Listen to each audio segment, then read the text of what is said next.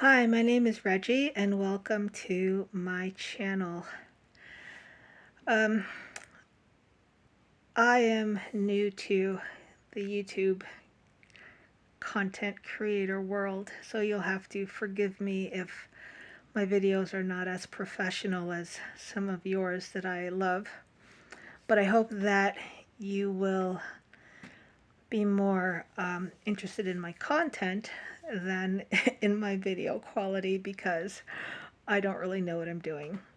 But I am an autistic adult who is late diagnosed. I was diagnosed at the age of 47, and I wanted to start this channel because I want to start a dialogue on some of the issues that I'm experiencing in my life as I am aging, and as I am discovering more about myself as an autistic person.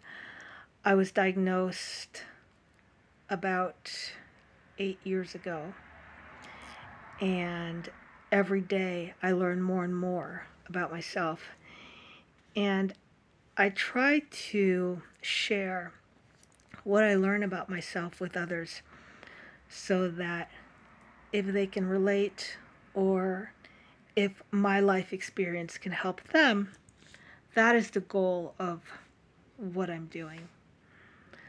So these videos in this channel will be about my personal life. I'm not trying to tell others what to do.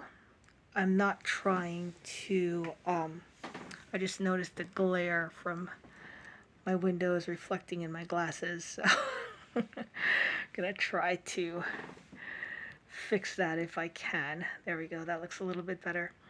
But I'm not trying to tell anyone else what to do or tell anyone else how to live his or her life. I just want to share my own experience. And if the things I'm going through, if you can relate to them, or if they can help you understand your autistic loved one a little bit better, then please take my life experience and use it to enrich your own. If you do not relate to anything I'm talking about, that's good too, because we are all different. So, all right, well, today I want to share a little bit about an experience that I had yesterday. One of the things that's very common in autism that we talk about a lot is routines. And when we have a change in our routine, or when we have to deal with something unexpected, a lot of times that can cause tremendous anxiety, and it can cause tremendous upset. And a lot of parents will tell me that their children will have meltdowns if something unexpected happens. And I understand that. Personally, I don't have meltdowns if my routines are changed or something unexpected comes up.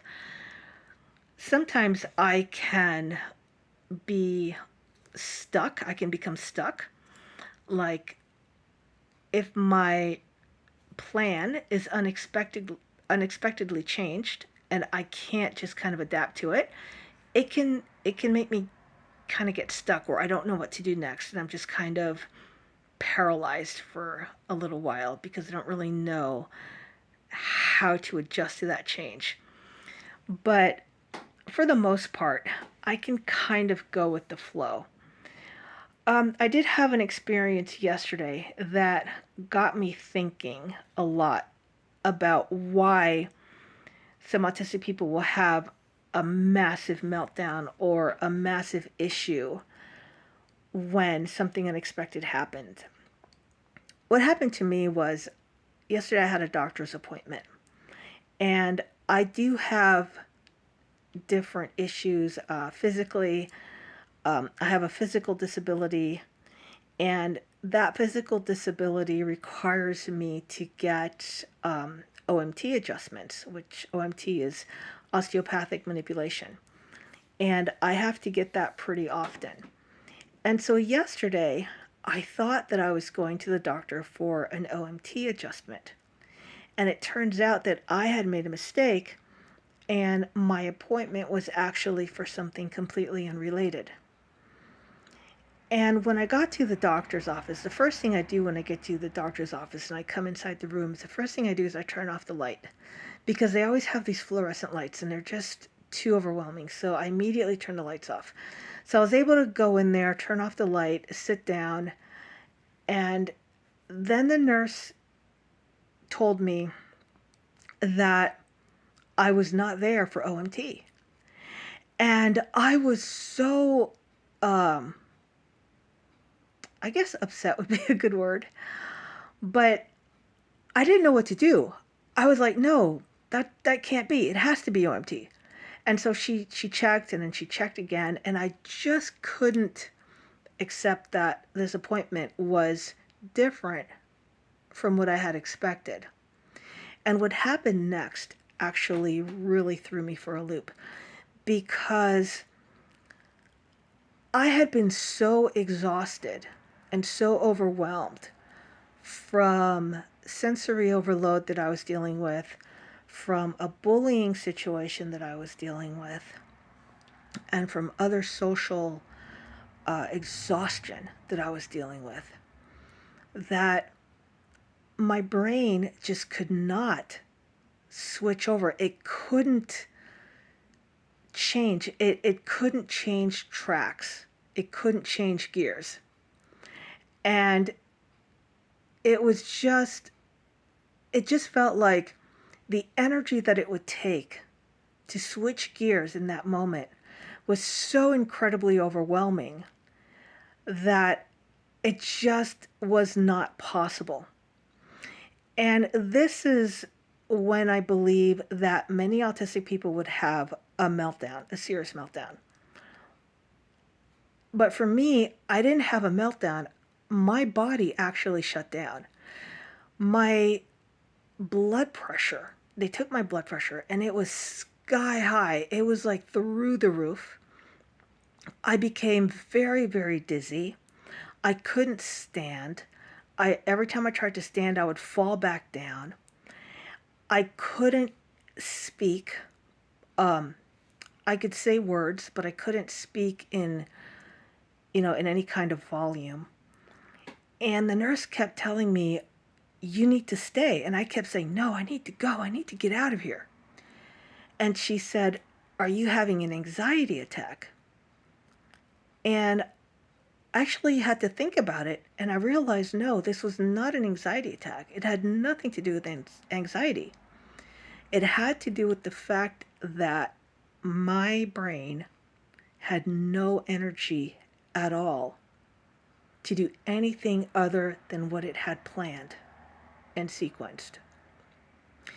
And having that change of program was just too much, and it would take too much energy for my brain to now shift from what was to be expected in an OMT appointment to now have to deal with what was going to be expected in this different kind of appointment. It was just too much. And it was so overwhelming that I literally physically collapsed.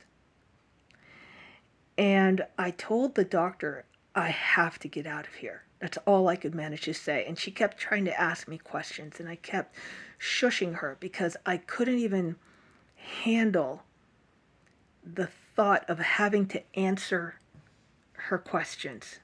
It was just too overwhelming. And so I managed to tell her that I needed her to help me to leave. And they didn't want me to leave because they knew I had driven and I was going to drive. But I knew that once I got out of there and I got outside and I got into my car, everything would start to kind of shift back to where I could be fine and drive home. And so the doctor took my hand because I was leaning on her. And as soon as we stepped out into the corridor, the light in the corridor was on. And it was so overwhelming. I had to shut my eyes and cover my eyes. And she had to hold my hand and lead me as if I were a blind person until we actually got outside the building. And I gave that a lot of thought because I was like, wow, this is really fascinating to me. And it made me think about the possibility, because a lot of people think, when our routines are changed and when we react, or when we have an episode when something unexpected happens, I don't know if you could hear that a motorcycle just drove by. Sorry about that.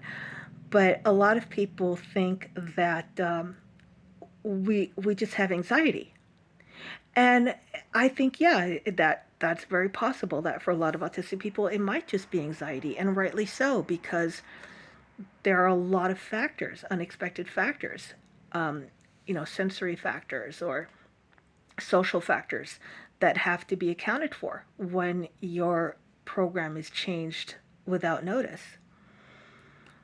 But I think something that people don't really think about is brain energy.